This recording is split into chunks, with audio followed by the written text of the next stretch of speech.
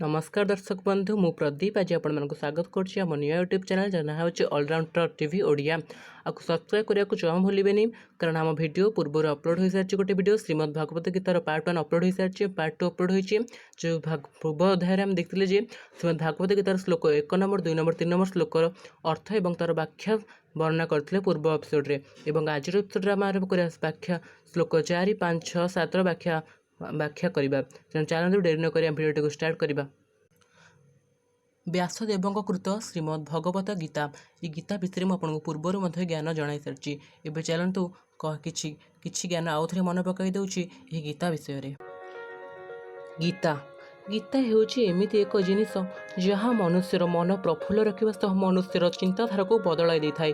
यह गीता ही मनुष्य को नूतन बाटरे तथा नूतन दिग्दर्शिकार होबार साहाय्य करें। तेणु गीता को आम निश्चिंत पढ़ा उचित। गीता विषय तो आपको कही सारी गीता हूँ 5000 वर्ष पर आरंभ होता कुरुक्षेत्र आरंभ होता यह गीता अर्जुन और श्रीकृष्ण मध्य होता संवादर एक सूचना दे था।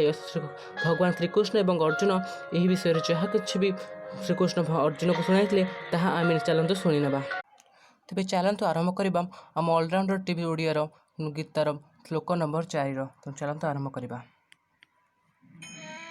अत्र सुरा महेश्वासा भीमार्जुन समाजुधि जुजुधानोभिराटश्च द्रुपदश्च महारथः दृष्टकेतुश्चेकितानः काशीराजश्च वीर्यवान् पुरुजित् कुन्तीभोजश्च शैवश्च नरपुंगवः।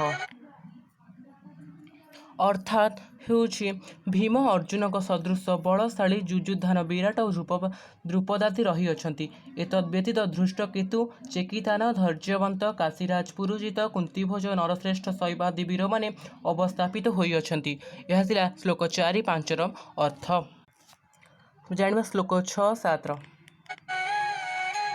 जुधामनश्च विक्रांत उत्तमौजाश्च वीर्यवान् सौभद्रे द्रौपदायश्च सर्व एव महारथाः अस्माकन्तु विशिष्टा जे तानि बोधदिजोत्तम नायका मम सैन्यस्य संज्ञार्थं तीन बब्रीमेते। हे गुरुदेव पराक्रमी युद्धामनु विक्रांत उत्तमौज पराक्रमी अभिमन्यु और द्रौपदीर पंचपुत्र अछंती। हे द्विज उत्तम पांडवों परि आम्भे सैन्यक मध्य जो माने महारथी पराक्रमी बलशाली सेमानकर परिचय शुणु। यह थिला श्लोक 6 और 7 अर्थ।